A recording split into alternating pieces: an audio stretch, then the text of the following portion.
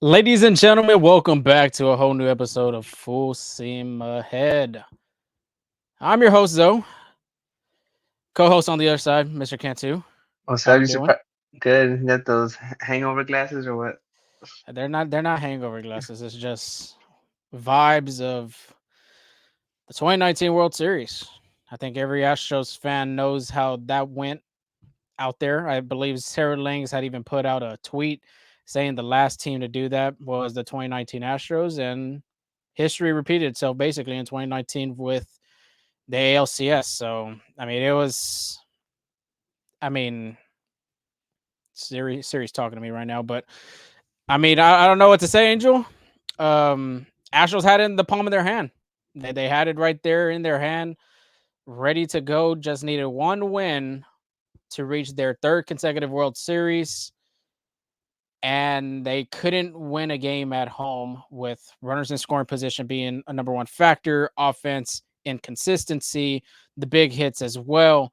We'll talk about that all right here in a minute. But like I said, episode 140, this is 2019 World Series vibes at home, the title. That's why I'm wearing these sunglasses. So, yeah, I mean, but real quick, well, we have our objectives. We got the recaps of ALCS games 6 and 7. Dusty Baker, interesting post game conference that he had with the media. So he had announced about maybe deciding about his retirement, not managing again. So, but there's been reports we'll talk about here in a minute. Sorry about that. And then thoughts on the Astros 23 season overall, free agents as well that the Astros have on the line, and then last but not least, two early predictions, way too early predictions into the crystal ball that we have here. But Angel, I mean, talk to me, my man. How do we feel? Describe this series, the last two games of the ALCS, um, playing against the Texas Rangers at home. Not good. I mean, give credit where credit is due. The Rangers came in and started stroking the ball everywhere. Like in all parts of the field, you see Adolis Garcia hit. Adolis Garcia, the Astros could have hit a home run, and the Crawford boxes hit one oppo. And it's just like the difference between this Astros team and this Rangers team was that the the guys you would least expect to pitch in got it done. Like there's Tavares, Jonah Heim had a big home run. Also, Mitch Garver had a home run as well. Like the guys, they had a bunch of unsung heroes, and that's something the Evan Astros Carter, could even not. the rookie as Evan well. Carter, yeah. Again, they have had a because Marcus Semien kind of struggled. Corey Seager got hot maybe late, maybe like that last game. So those big guys weren't really doing what they needed to do, but the team stepped up. I think that's what the Astros were missing. Again, honestly, this game could have been finished in five. Astros could have easily won game two, but because I think that was the closest game because 6 and 7 were blowouts. So game two was the closest game, and the Astros couldn't just capitalize on bases loaded opportunities, other opportunities. But that was just a difference. Like I don't know. It's just like some things in sports, things are just unexplainable, and the Astros not being able to win at home twice now. I really have no words for that. Yeah, like you said, they could have won it in five. They could have. Obviously, they took three in Arlington, but the games 1 and 2 at home, they lost the first one 2-0, and then the second one 5-4. Um, yeah, I mean, I feel like you said, credit where it's due. The Rangers had a game plan.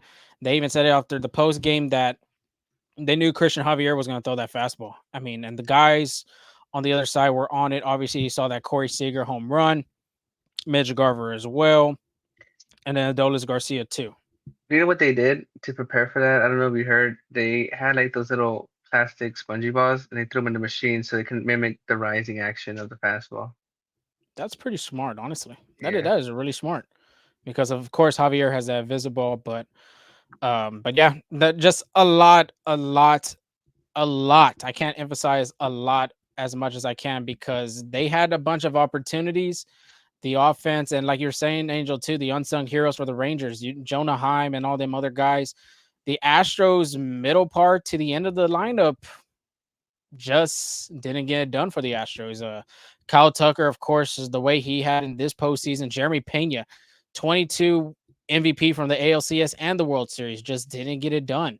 So the middle, and then Michael Brantley as well, the veteran, the professional hitter, all that, and whatever you want to call him, he couldn't get anything going. So yeah, I mean, if you're an Astros fan, you're very frustrated about it, but at the same time, too, you got to be kind of. I mean, they're spoiled. You're spoiled about what the Astros have done through the years. 7 straight ALCSs, that can't be marked. The other team that's only done more than that was the Atlanta Braves, the 90s Braves in the 80s. So, like you said, Angel, give credit where it's due. Nathan Uvalde, the Astros had him on the ropes, couldn't get nothing going, couldn't find that big hit. And the same thing with Max Scherzer. They had him too, and Bochy quickly took him out and brought in Jordan Montgomery, which you saw the records of Bruce Bochy in Game 7 games versus Dusty Baker on the other hand. With those, Bochy had a winning record, Dusty had a losing record. But what can you say? I mean, the Rangers outdid the Astros. They didn't. I mean, they outworked them every phase of it. And Adolis Garcia got hot in them last 2 games after taking all the boo birds. Like you even called it, dude. And you even said that he was going to get a lot of boos coming into Minute Maid Park. Struck out 4 times. It didn't matter at the end because he had a grand slam, and then he raised that ALCS MVP trophy at the end of the day. So, Angel, I mean, you want to get us started with the recaps of these Game 6 and Game 7, see and tell the audience what had gone wrong if they didn't catch the game? Yeah, so I'm sure no one wants to hear about it, but it's part of our job, right? ACS game 6 stays in game 7. So I think the key to both games is that the Astros office struggled mightily. Right? Jose Altuve was 2 for 5. Dorian Alvarez 2 for 3 with an RBI. Jose Abreu 2 for 4. But other than that, 0 extra base hits, 1 for 8 in runners in scoring position, and then 9 left on base. And sometimes the baseball gods are pretty funny because I feel like the bottom of the lineup were struggling, and those were the guys that had the most RBI situations. Like I think like Martin Maldonado had a handful of them, so did Payne in the bottom, and they just couldn't come through. And Barbara Valdez, I mean, 5 decent innings, right? He still has that only one start in the posting where he has not allowed an a run, and this time he did. It was 5 innings pitched, 5 hits, 3 earned runs, 2 walks, 6 strikeouts, 84 pitches, 54 strikes. He gave up 2 home runs that just by a game of inches left the yard and right, which is a Garver with a solo shot and Jonah Heim with a 336-foot 2-run home run. That actually, again, I think, not just we, but I feel like a bunch of the baseball world always makes fun of the Yankee Stadium for having, a small ballpark. Well, Jonah Heim's home run would have only been a home run in Minute Maid and Yankee Stadium. So Astros on far too much behind. Yeah. And then Adolis Garcia with a grand slam in the last inning to put the icing on the cake on that one. And, that just gave the Astros no shot on that one. It was a 9-2 game. Then it was like the 8th inning. Again, it had to take a miracle to come back from that one, and that's just how they couldn't. But like you said, prior to that, it was 0 for 4 with 4 strikeouts to Golden Sombrero. But no one remembers those strikeouts when you hit a home run, right? Especially a grand slam. So Grand slam. yeah. And then go ahead. Go ahead. No, I was gonna No, say no, real quick with Mauricio Dubon, like you were saying, going back to the Astros offense real quick, he had bases loaded, I believe, and I don't know if you saw that at bat, but it just didn't look good. He was just swinging out of his mind, and he didn't put a productive at bat. That was when Jose Leclerc had just threw 4 straight balls to Kyle Tucker. Oh yeah, when he was chasing those sliders. Yeah, and I think the first pitch was a rising fastball, and he chased out the zone. Um, things like that comes into play right there. Until he throws a strike, I'd say, which Leclerc had struggled. He had struggled after that game 5 with Jose Altuve. Why not keep making him throw strikes and be productive on that? Who was after Dubon? Do you know? Do you remember? It was going to be Jeremy Pena, but John Singleton came up to pitch hit. You see, you don't think maybe in that situation, Dubon knows, all right, the guys behind me have been struggling. I got to do something here. I think that Yeah. had. I mean, that had to be in his mind. It had to. But when you swing excessively like he did at every pitch, almost at every pitch, dude, it Yeah. just didn't look very productive. And with your team down, I believe it was 1 or 2 runs, could have scratched a run right there, but it just didn't happen. And then, I mean, like you said, unproductive at bats, and Game 7 was no different. Mhm. Now, again, shout out to Rangers because just how they were in Game 1 and Game 2, they came out firing. They were aggressive. I don't know what the game plan changed in Arlington, but it didn't change when they came back from Minute Maid Park. Corey Seager started the game with a home run after Marcus Semien got out. Carter walked in a stolen base. That was another factor with Christian Javier and Martin Maldonado, behind the plate. Mhm. They had a running party out there. They were just doing sprints in the base path, and after, like Javier has a slow windup. Martin Maldonado have a good track record of throwing people out, and they took advantage of that. Carter walked in a stolen base.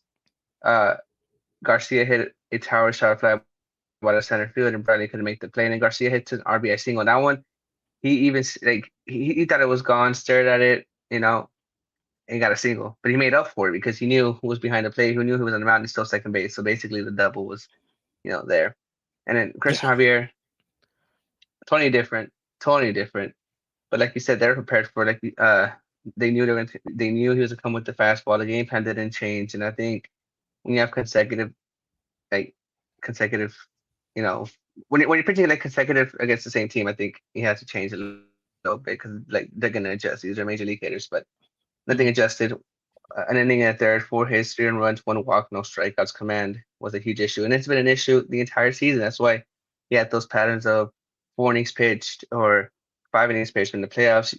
It's a short leash that you can't get the game get away from you right away, and breaking balls weren't hitting its spot. But yeah, I mean, Christian Javier didn't look good. Do you have anything else to add on about Christian Javier or the Rangers offense? No, like you said, I mean, you said it right there. Rangers were aggressive. They're stealing on the base pass. They stole 2 bases, I think, in the first inning. So yeah, credit to them. They Yeah, did their homework. Christian Javier just didn't have the stuff this game, which honestly, in my head, when they had announced Christian Javier, and obviously too, it is going to be Javier that's going to be on Game 7 on the mound at home. That's the thing. Javier hasn't pitched a postseason game at home in his career. So, and then after Javier, I thought they would have went with somebody else, which you'll be talking about here in a minute in the bullpen. But it's baseball. Just things happen. The baseball gods had a different game plan. yeah, because the Astros bullpen looked great the entire series, and Game 7 was just like I think the vibe was off or something. I don't know. It just wasn't there. Like they were just bro, and then Brown came in, 2 outs. France came in after that, 0.2 innings pitched, 5 hits, 4 earned runs, 1 walk, and a strikeout as well. A break hit, 2 earned runs, and a strikeout, and Urquidy again, 2 innings pitched, 2 hits, 1 earned run, and a strikeout. So I know we had talked about how the Astros bullpen have been great of limiting hits and runs, and each one that came in, and just completely different demeanor out there on the mound.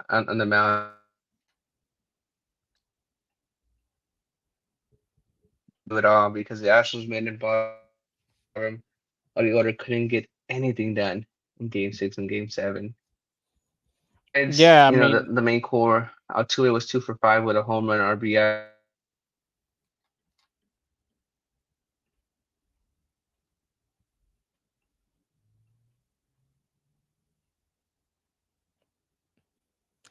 okay. I don't know if Angel is still there, but real quick, yeah, the Astros bullpen just ran out of fuel. It just wasn't going. I don't know if everybody heard that first part. Brown, real quick, 2 innings, 1 hit, 1 earned run, 2 strikeouts. I mean, his stuff was just not there as well. And then follow with JP France. JP France has had a great year. He's had a great season with the Astros. Just wasn't there 2/3, 5 hits, 4 earned runs, 1 walk, 1 strikeout. That was with the heart of their lineup going up. Evan Carter hit that huge double, and then of course Adolis Garcia being doing Adolis Garcia things. So, oh, here's Angel back with us. His Wi-Fi was lagging just a little. Hey, you still there? Yeah, my bad. What did I log off? I was just like continuing. I was just going through the whole segment. Then realized I logged off, and until I So don't the know. Astros bullpen, real quick. I was just saying with the Bray because I don't know if everybody heard. Bray, 1 inning, 1 hit, 2 earned runs, 1 strikeout, and then Jose Urquidy, 2 innings, 2 hits, 1 earned run, being that Adolis Garcia solo shot and 1 strikeout. But I was gonna say real quick with Urquidy, I thought the Astros would have piggybacked with him instantly like that in a snap of a finger when Javier was in trouble, instead of putting using Maton for 2 batters and Yeah, then having to use Brown and then France. I thought it would have been smart for Baker to go with Urquidy since Urquidy has had been in them moments, I believe in 2019 when they faced the Yankees. So that was just my thought on that. But yeah, just it was just the bullpen part. From there, I don't think everybody heard about the offense.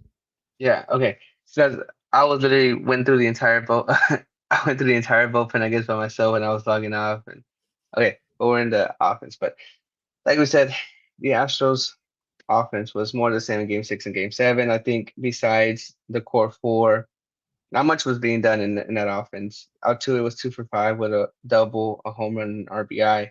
He is now 3 homers shy of Manny Ramirez for most home runs in postseason history. Bregman, he got a holder, 1 2 for 4, Mhm. one double, one home run, one RBI, and one walk.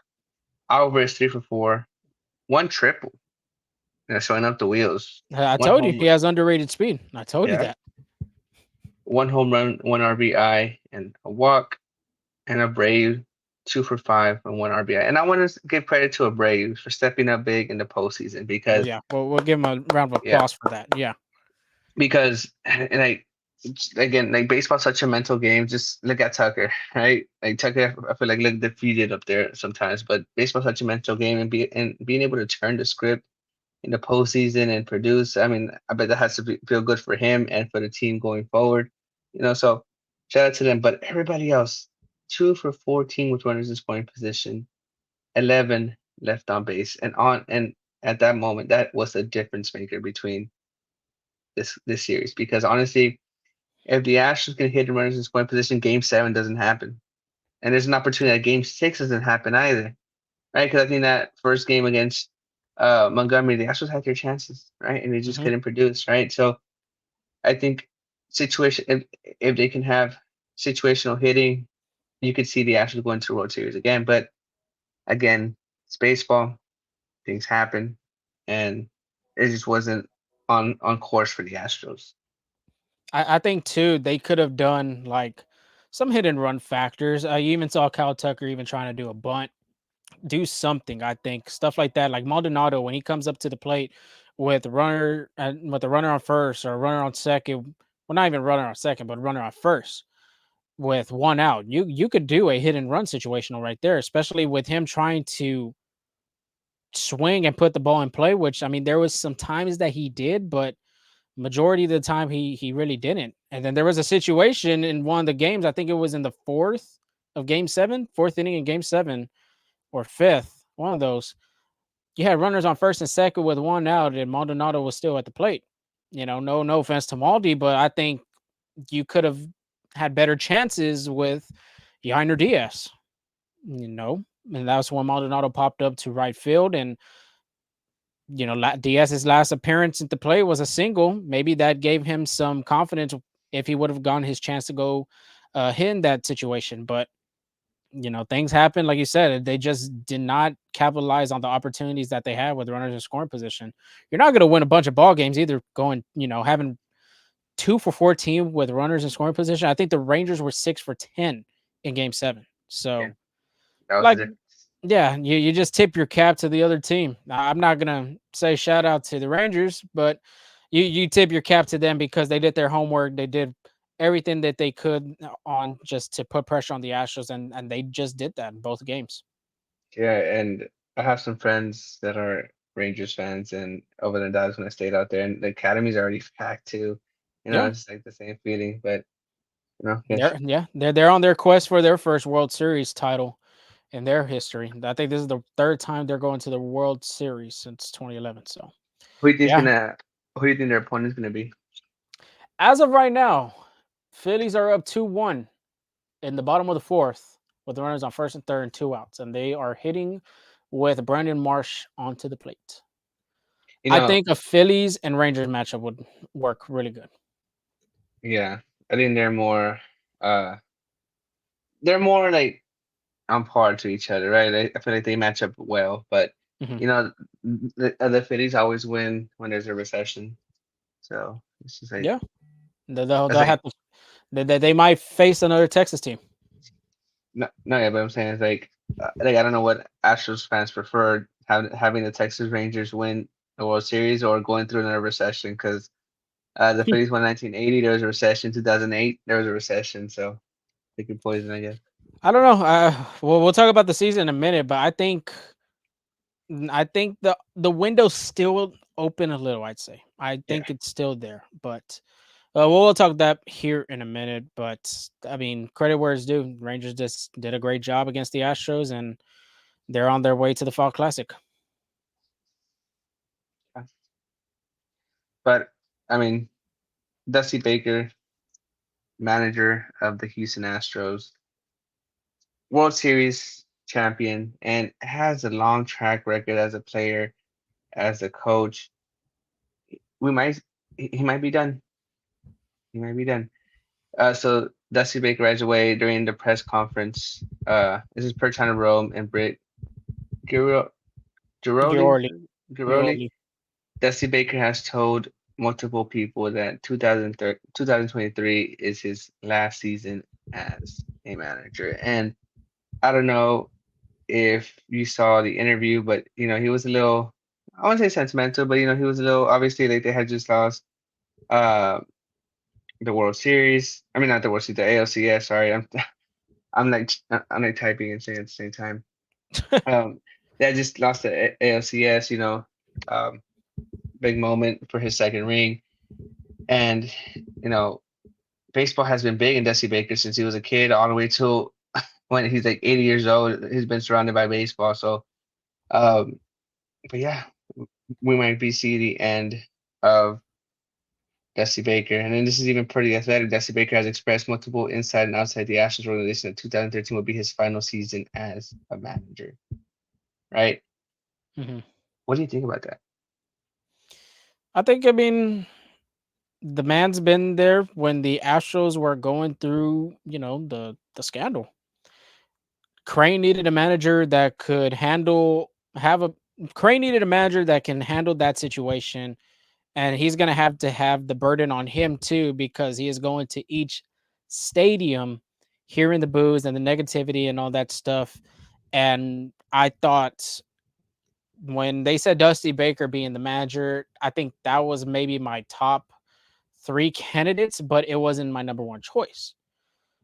Looking back at it now, I think this was the best hire that Crane could do. Somebody that's resilient, somebody that has gone through it, not gone through the scandal, but has gone through adversity and things like that. And he's done, Astro fans, social media out there have talked its due about Dusty Baker and what he's done and why this, why that, all that stuff. The man has been, like you said, he's been through the game of baseball for a long, long, long time. The man invented the high five with Hank Aaron. I mean, his dustyisms, I would call it, every time he'd be talking, pre-game, post-game, things like that. But his time with Houston, I think it was a good run. It was a magical run. Of course, he never had a World Series ring as a coach, and Houston delivered that ring to him. Now he has a ring as a manager and as a player. So, I think Dusty had did a phenomenal job with this group of guys. There were some games and there were some, times that you disagreed, but the way he managed this team through something, very serious in baseball, being the 2017 scandal, you can't take that away from him. He did a phenomenal job carrying this team through those years. So, yeah, that's all I got to say about Dusty. I don't know if you want to add on what you want to say. Yeah, you kind of touched on what I was gonna say is that Astros fans could have a long debate about of Dusty Baker, but at the end of the day, I think he was a phenomenal coach, like you said, for the Astros and just throughout history. I mean, he was able to coach Barry Bonds. He coached, and then even by coaching Barry Bonds, he calls out to one of the best players he's ever coached. Right? That speaks volume. And honestly, everybody loves Dusty because he's such a players coach. Like he cares about his players. Yeah, you mess with the lineup here and there, right? But look what happened to the Braves. The manager kept the same guys there, and they got texted out and that's in the first round. But Dusty Baker's does a great job of giving these guys days off. Like again, it's taxing playing baseball. Yeah, you might be on the outside view say, oh, they just play a game, right? Like they should be able to play every game. But such a baseball's such a mental sport, Hmm. right? Sometimes that day off can be a difference maker between a slump and a hitting streak, or that day off can, kind of get you your mojo back, right? So I don't know. I think he did a phenomenal job. That's like mad respect for Dusty Baker. He's going to be in the Hall of Fame Oh soon. yeah. That's no question about it.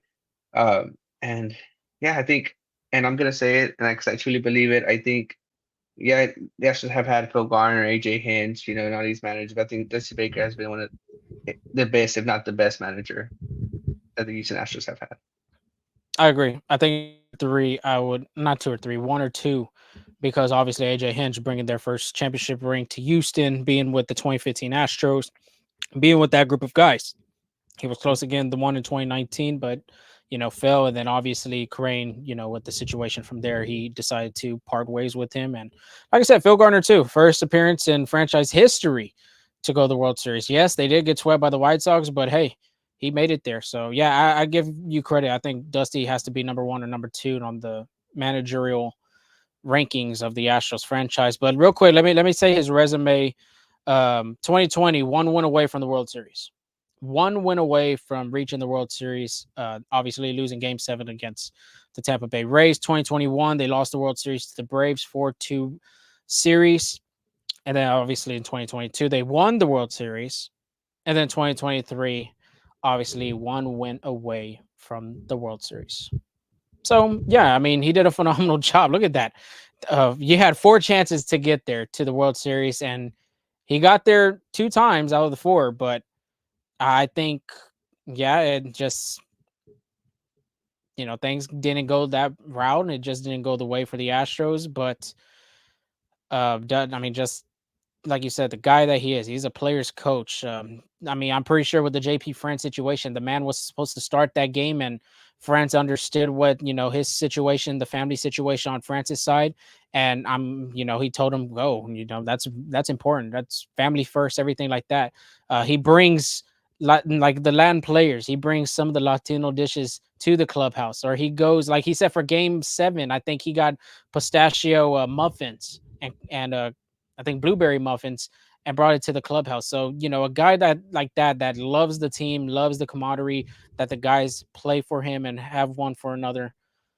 That just shows mad respect for the manager that he is Yeah, and the person. But yep, I mean, like you said, Angel, I'm pretty sure one day he will find a plaque in Cooperstown, New York, Hall of Fame, things like that. And I'm pretty sure Astros will look back at it and say, yeah, Dusty Baker, even though, like you said, with the lineups and stuff like that, some of the decision makings he had, he did a great job with this Astros. 4 years with, or not even four, yeah, 4 years with the Astros. So, mad respect to Dusty. But overall, let's talk about the season, Angel. I mean, 2023 season. Well, I mean, give me your thoughts first, because of course you've had some highs, you had some lows, you had some great things that happened, stuff like that. Goes from the players to the whole team. I mean, give me your thoughts. What do you say about this Astros season? yeah. I think it was a grinder of a season. I think this is the hardest the Astros had to work with in a while, um, to win the division. Like you said, like they finished tied with the Rangers, with 90 wins, and it was different, right? It was different just because of the injuries, the inconsistencies in the offense, right? Having Jose Altuve gone for a while, Michael Brandy gone all year, they had they were really battle tested, and that's why I really thought that the Astros could win back to back just because of all the obstacles they had to go through. Mhm. Uh, you know, adjusting here and there. But you know, I think they just got cold at the wrong time is what happened at home. But yeah, it was a season where things didn't come easy to them. But I'm optimistic that because of that, I think sometimes you just need an eye opening, like, hey, like not everything's gonna be coming at us, easy. So I think for next year, I think the Astros are set up good. I think as you were going through the resume of Jesse Baker, I was thinking, this could be like the 2022 season where the Astros got like demolished by the Braves 4-2 in the World Series, and everybody was already counting them out. It was like in that like dynasty's over. Mhm. They can't do it again, and they brought all back their staff and they won the World Series. And I think this this year could be just like just the Just like same that. thing. Yeah, Yeah. where I feel like everybody's ruling them out now because like, again the Rangers played well, so they're like that's the Rangers division, or they got more competition. But when I talk about it right now, like they're bringing a bunch of guys back, and Yeah. like how Correa said to the Twins, right? And I'm sure this is the message they're relaying to the Astros, like know that, like remember the feeling of losing this ALCS and carry that to spring training, because something that us covering baseball this short time of the season is that, like what I got out of it is that these guys prepare since day one to like spring training. Their goals is winning another World Series. Like that's, I mean, obviously that's everybody else. Like Yes. everybody's like all 30 teams goals, but the Astros just like the way they come in mentally, the experience, they know what to do. The coaching staff, I think the Astros will be pretty successful next year as well. Yeah, like you said, real quick with the experience. I mean, just think about it. They were down 0-2 to the Rangers, and they had to go to Globe Life Field to keep their season alive. And I think the postseason experience matters because look, they went over there and they took 3 straight games, and then obviously the whole rest of the story. But like you said, grind. I think it's a grinding. I mean, this is one of the hardest seasons, like you said too, that the Astros had to have played in a while. 90 wins. They're so used to being 99, 100, 104, all these other records, other winning records than just literally at the 90 plateau. And like you said too, with the injuries, that was the biggest part of this season was how many injuries that the Astros had. You start the season off with no Jose Altuve. You get to the first third part of your season, going into the mid part with Jordan Alvarez being out for a good month and a half. And then you lose Lance McCullers in the mid-season. I think they had announced that he's going to get surgery and miss the remainder of the season. The beginning of the season, you lose Jose Urquidy, and he didn't pitch a while. You lose Luis Garcia to Tommy John, and then you lose Michael Brantley, and he didn't even get to play until September. So a lot of injuries went throughout this whole season. You brought up new faces, uh, like JP France. Yainer Diaz got a shot in the regular season. Hunter Brown got his first shot in his first regular season. And they did a great job. Don't give them credit, even though Hunter Brown's last regular part of the season was a little down. He pitched a great postseason. It just didn't work out the way that he planned. And then Yainer Diaz too. Yainer Diaz 24 home runs, I think, or 22 single 23, season 24, I believe. Let's see. single season record. So how about that? You got a catcher, and Dana Brown had said that he is the Astros catcher of the future. They obviously traded Corey Lee 23. to kick. Yeah, they got 23. Yeah, I mean pretty close to 24. Shoot, but I mean Dana Brown was very true about that. Traded Corey Lee and got Kendall Graveman. They traded away uh, their number one prospect being Drew Gilbert, Ryan Clifford, bringing back Justin Verlander. Very interesting move there, but I believe Brown got the whole okay about it from Yeah, but Crane. he pitched great in the postseason. Yeah, he did. Yeah, he did, and that was the number one reason why he wanted to come back with the Astros because he knows this window isn't closed and that there's going to be more opportunities to come. But like you said, the Astros just caught cold at the wrong time. In them last 2 games, if you could have at least won, just win that one important game, you would have gone back to the World Series. And either if you would have faced the Phillies, you would have had to go over there to Philadelphia and play them. And if you played the Diamondbacks, you would have hosted the World Series at home to the baby D-backs. So, tie game 2-2. A little update right there. Corbin Carroll just stole his base and with 2 outs in the fifth inning. So, very interested to see who wins that game. Oh, and Ranger Suarez is out as well. Oh man. That's their big star, not big star pitcher, but big pitcher that they usually count on. But yeah, thoughts on the 23 season, like we talked about in the beginning. The fan base is spoiled. I'm gonna say it like that because 7 straight ALCS appearances, 4 World Series through that time. Is it? Yeah, 4 World Series. You Yeah. get 2 rings. I mean, you're up there with the best dynasties in baseball. That '90s dynasty with the Braves, with the Yankees. I mean, they've won a bunch of games, but of course, too, yeah, as a fan, you just wish they could win more and win that important game to reach, the ultimate goal being going back to the World Series. But overall, in the regular season, they did face adversity. The last day of 162, they took the division from the Rangers. And like you said, Angel, next year, it's going to be a dogfight. I think the Mariners are. I believe the Mariners are still going to compete for number one. The Texas Rangers aren't going anywhere. You can even say the Los Angeles Angels of Anaheim, if Shohei Ohtani doesn't leave them. But if Ohtani does leave them, I don't think it's going to be a whole different scenario for them. Yeah, and going on with the Mariners, I think they make some moves this offseason because I don't know if you heard like the frustration from their players, JP Crawford, Kyle Oh Riley yeah, about so I'm sure the management is hearing that, JP Crawford is their like shortstop, and like they're really comfortable with him, they like it. So when your star player speaks out, manager like the administration side is gonna listen. So I think, like you said, they're gonna be competitive this year.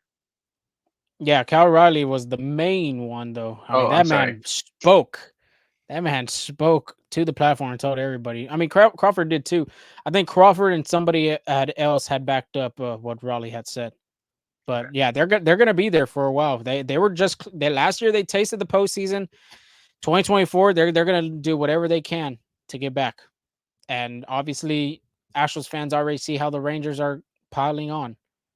They're gonna have a healthy Jacob DeGrom. They're gonna have a healthy Max Scherzer. Not sure what Jordan Montgomery does because he will be a free agent. And then John Gray, of course, Andrew Heaney. So they're gonna still be fighting for a spot. And of course, you got their farm system with Jack Leiter. So AL West is the division I'd say that I think teams need to be aware of in the American League. Just saying, because I believe John Smoltz had said something about the Astros don't play in a competitive league. Well, Smoltzy, I think you got to double check on that because I think the American League has run through the West for quite a while now.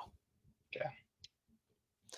But speaking of free agents, let's talk about that real quick, Angel, because the Astros will be losing 4 free agents, 5 possibly, which it will be 5. You're going to be losing Ryan Stanek, Phil Maton, Michael Brantley, Martin Maldonado, and the last one being Hector Neris. He has a 2024 player option, but the way he pitched these last 2 seasons for the Astro, I think he's going to decline it and test free agency. So, my question to you, which guy do you see coming back? Do you see any of them coming back, or possibly 1 to 2? You know, the ones for sure for me are Michael Brantley and Martin Maldonado. I don't think those aren't coming back. I would be surprised if Michael Brantley either doesn't retire or signs a 1 year deal somewhere. But I think as much as the Astros love Martin Maldonado, as this pitching staff loves Martin Maldonado, I think it's time to move on. I think it's time to give. I'm just saying, like I think it's time to give Yeah, Yanni Diaz. I'm trying to think of that cliche when like the move on kind of thing with the X. Can't remember it, but go ahead, Yeah, proceed. I like you said, I think Yanni Diaz is the catch of the future, and he had 1 year to learn from Martin Maldonado, and he finished the season off good. I know the playoffs wasn't really his you know, didn't really do much, but I can't put the blame on him. He's not having consistent at bats, right? and then you put him up in big moments. Most of the time he will like a rookie will fail in that situation, right? But I think with consistent at bats, having learned from Machimanato, again, he was one out. It was like either 1 or 2 outs away from a no hitter. Uh, Oh during the yeah, regular season, I right? think it was 2 outs. Yeah, 2 outs, yeah. So he finished on a great note. I think and Hunter Brown pitched well with him. JP France pitched well with him. And I think it's just a little comfort feel. I know Prember Valdez um might put in like his word for Verlander as Monty well. Manado. Yeah.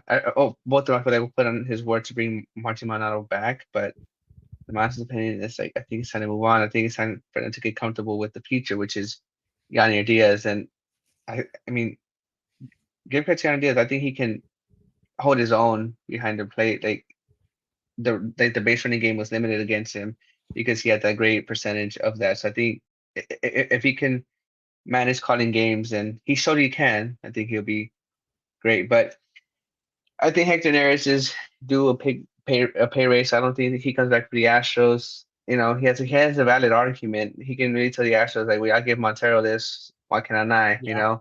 And so I don't know. I don't think Stanek comes back, and maybe Maton. So I think either Maton comes back and possibly Neris, but I don't see it coming. Like other than that, I think four guys, like those guys, kind of walk. Especially the bullpen pieces, except for Maton. And I think it's just because the Astros have a bunch of starters, Mhm. and I wouldn't be surprised. I mean, I doubt it. I doubt it, but I wouldn't be surprised that JP France has a few, one of those guys in the bullpen, either Urquidy, Brown, or JP France. Again, I doubt it, but I could see it. Yeah, you can. For me, I'd say maybe like I'm with you on Phil Maton. I think maybe they'll have him come back. He did have a great season with the Astros in the Astros uniform, and possibly I'm like on the edge of Maldonado, Okay. but the thing with Maldi, I feel like he has to give up his starting duties to Yiner Diaz. That's the only way I can see Maldonado coming back. Only way, because usually the backup role is a guy that doesn't play a bunch of games, and he's like, I mean, basically Jason Castro. You saw how that went. Um, who's another one? Just Jason Like Castro. Brian, like when Brian McCann and it was and Gaddis. I mean, they were both catchers, right? So one or one or who am I thinking? Who about another one? I think Maldonado in 2020, Maldonado and Dustin Garneau, another one. Yeah. So I feel like Maldi, I know he wants to be a starter. I told you this. I feel like he still has the capability of being a starter at some other teams. It's, But it's with just the a bat. Astros, yeah. But with the Astros, I feel like you got to give the whole starting duties to Yainer Diaz and just, let it be. But that's the edge on that part for me with Maldi. Neris, man, this guy has done a fascinating job with the Astros. 2 years with the Astros, and he's done a great job. He got a World Series ring with them. I just feel like that bond that they have in the bullpen. I mean, you've seen them walking to and from the bullpen. It's Maldonado, it's Rafael Montero. I'm not Maldonado. Hector Neris, Rafael Montero, Brian Abreu, and I'm pretty sure I'm missing another guy. But them guys are always with each other, and I feel like that's just like losing one of your band members, and it's like it hurts your heart. So that's the part with Neris. I feel like the Astros can match that, but at the same time too, you gotta think about Brian Abreu in the future. You gotta think Yeah. about these expiring contracts coming up with Jose Altuve. Next year will be his last as of right now. It'll be his last season with the Astros. Same thing as Alex Bregman, and then the 2 years from now in 2026 will be the expired contracts, well, of their rookie contracts, being Kyle Tucker and Framber Valdez, which I think Framber Valdez really hurting himself Yeah. with the contract extension, and I think the arbitration for maybe for honestly possibly both can hurt them and have the Astros win the hearings on that. So it'll be interesting to see. It'll be interesting to figure out. But free agency, Angel, will be 5 days after the World Series. So whenever they win the world, whoever wins the World Series, 5 days from there, that's when free agency opens up. And of course, the baseball winter meetings, it's going to be incredible because the number one guy being on target will be Shohei Ohtani. Hell yeah. This is So gonna be a bidding war for him for sure. it's going to be really good. I mean, every year there's been that one player. 2020 was Garrett Cole. Last year was Aaron Judge. This year will be most likely. I feel like a 99% chance it's going to be Shohei Ohtani. Right. Yeah. But we'll have that in the off season with our episodes. We won't talk about that now. But we will talk about, Angel, is our 2 early predictions into the crystal ball. You want to see my fabulous invention I made here? Let's see it. Let's see it. So I didn't have a crystal ball, but I do have a crystal case. And we'll just put a baseball in there. So crystal You get the ball. little hand motions, The you know. little I'm cooking it like James Harden. But yeah, the which we this is not an NBA podcast, this is a baseball podcast. So yeah, now we'll spin the ball. How about that? Look at that. That's nice. That's nice.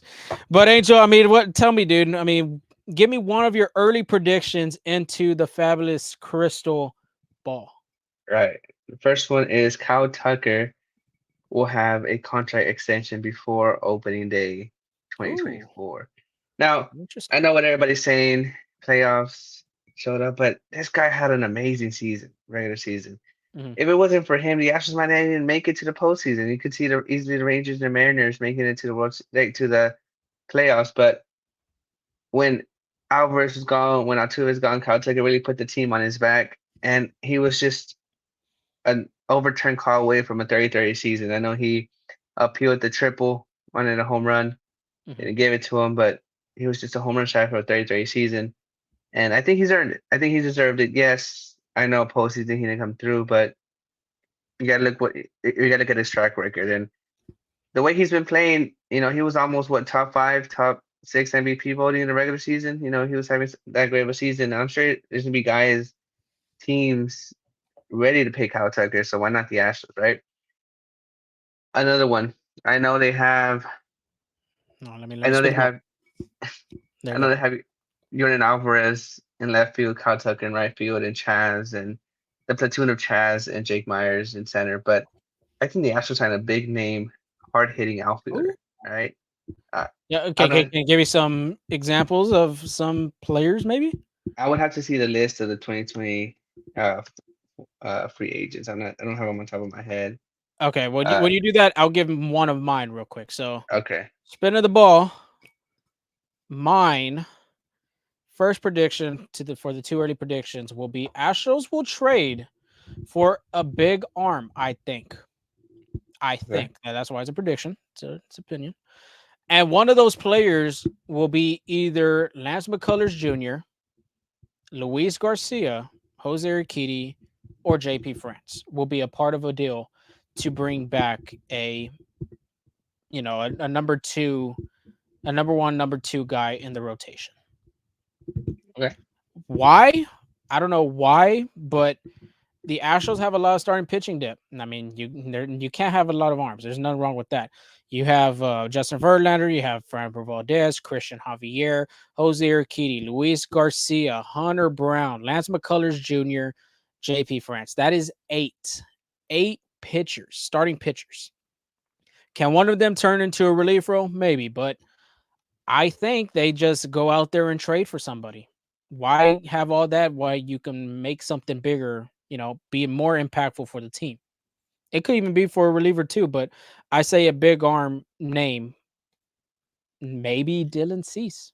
Maybe, maybe. So, yeah, it's a prediction. Of course, do we think it'll come true? Maybe, maybe not. But that's just the feeling that I have that could possibly come in the off season. All right. So for me, that big. He's a lefty. He had a great season. I wouldn't be surprised if it's Cody Bellinger. I know, I know the Astros Interesting. and Cody him Bellinger. like don't have a pretty good history, but I mean, he's 28. He's gonna be 29, and he you saw him go back into form, right? Mhm. So and then the shift is gone. So I think that might have helped them because I'm looking over here. I think Jock Peterson could be another one, but he's 31. Michael Conforto coming back from that injury, he's 30, right? I think Atasco Hernandez, he struck out a lot. Oh, he'll be a free agent. Yeah. Oh wow. So I mean, I don't know. So I think if you're wanting a consistent outfield, I think Cody Bellinger is that guy. I think you're missing one name out there. Am I? Who am I missing besides Shohei? Lourdes Gurriel Jr. Oh, okay, yeah. I think that'd be a perfect fit for the Astros, especially after the seasons Gurriel has had in Houston. And the Maybe, playoffs too. and in the playoffs, maybe little brother wants to get a little taste of that. Well, Uh, well, he was supposed to come to Houston. well, yeah, he was. I believe he was signed onto an international free agent contract or Mhm. something like that. But he I think he went. He was supposed to come to Houston, but then decided to go to Toronto. Yeah, I think that's what happened. So, all right, my number two, since he put the second one, spinning the ball. Dana Brown, Astros general manager, and the staff that with Dana Brown, they will hire a manager outside of the Astros coaching staff.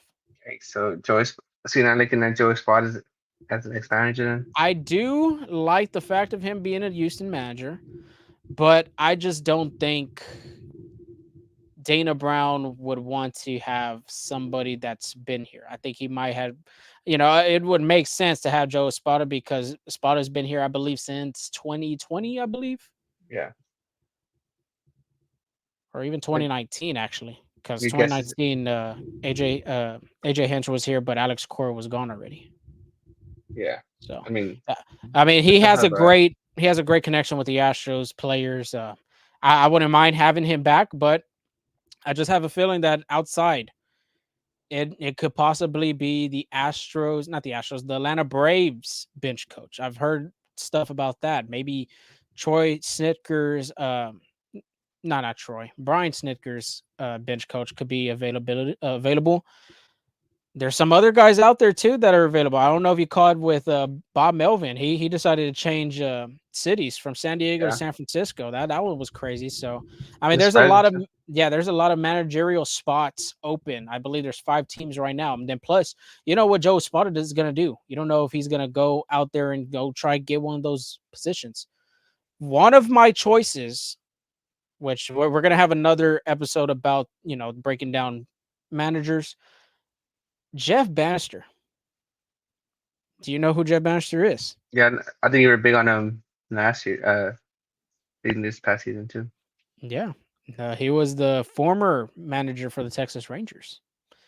And he's doing a pretty good job with Tori Lorvello, something like that, Hmm. with the D backs. I can see him possibly being a good candidate for the Astros. So, yeah, I think it could be something like that, Angel. Maybe an outside, uh, for the Astros. I do say this: if that happens, if the Astros do sign someone outside the organization, I think Joe Spada walks.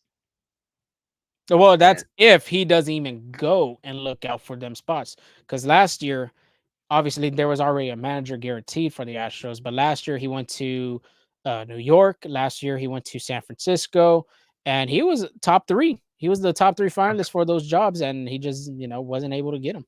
that's what I'm saying. I think if he's not the Astros manager this season, I think he's elsewhere. Yeah. So well, we'll have to see.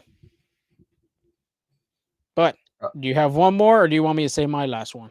I I got it. I think Okay. my last early prediction is Luis Garcia comes back into form and could have a potential close to a Cy Young season. I think what Wow, what you've been potential. seeing, the potential. What honestly is cool. What you've been seeing is these guys are coming back from Tommy Tommy John. John surgery, and they look good. Like I think back when maybe like Steven Strasburg had it, it was questionable. It was like you said, like it might be good, it might not be so good, right? But now with the technology that there is today, these guys are coming back and firing, and I think Luis Garcia is a young guy. I think the recovery process could still be pretty fairly quickly for him. So I think he can. I'd be seeing a different Luis Garcia this season.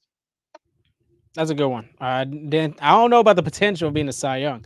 That'd be crazy if he does because that just makes the Astros pitching staff more inevitable. But my last one, they sign or trade for a left-handed bat. Obviously, Michael Brantley won't be with the Astros, as we both think that that won't happen.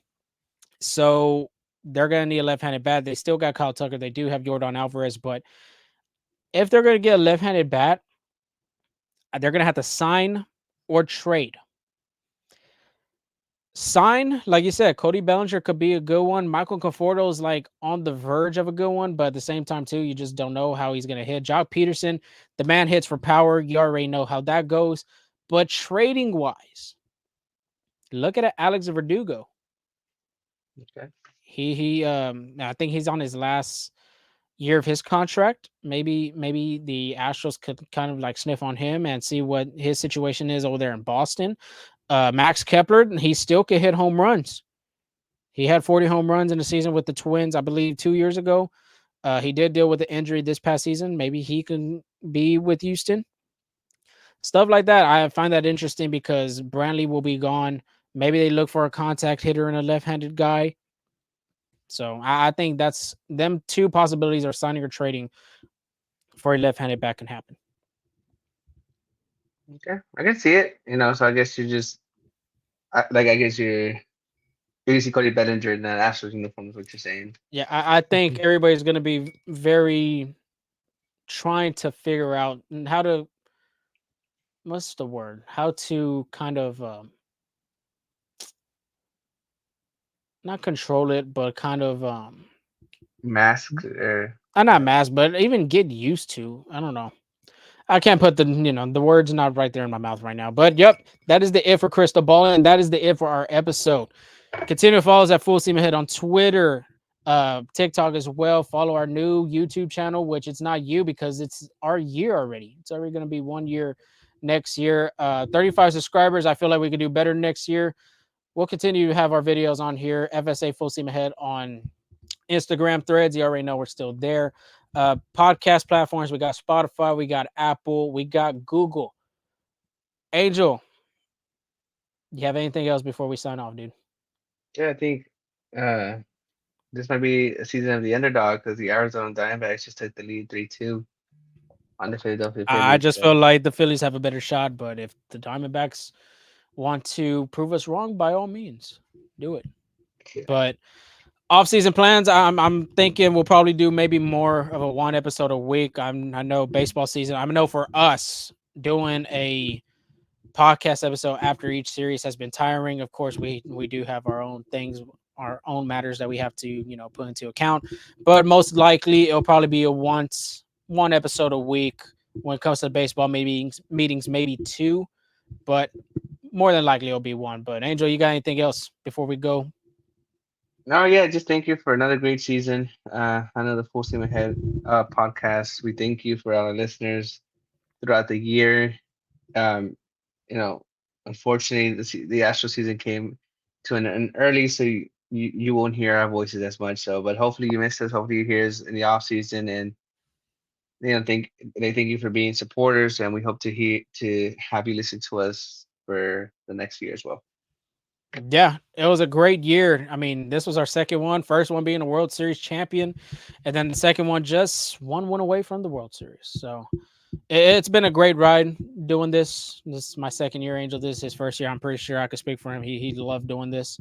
But yeah, just not. It wasn't the way that everybody had hoped. But at the same time, too, following our content. I mean, we try to do as much as we can. Write, speak about baseball. That's what we do here. That's what we love to do. Appreciate everybody giving us a rating, giving us a review. We have 3 new reviews and 3 new ratings, so we really dearly appreciate it. But until then, we'll let y'all know when we have an episode out. We'll keep y'all informed. Continue looking at us on Twitter. That's the most active part that we're on. But till then, y'all stay safe. Have a blessed week, and we'll talk to y'all later. Peace.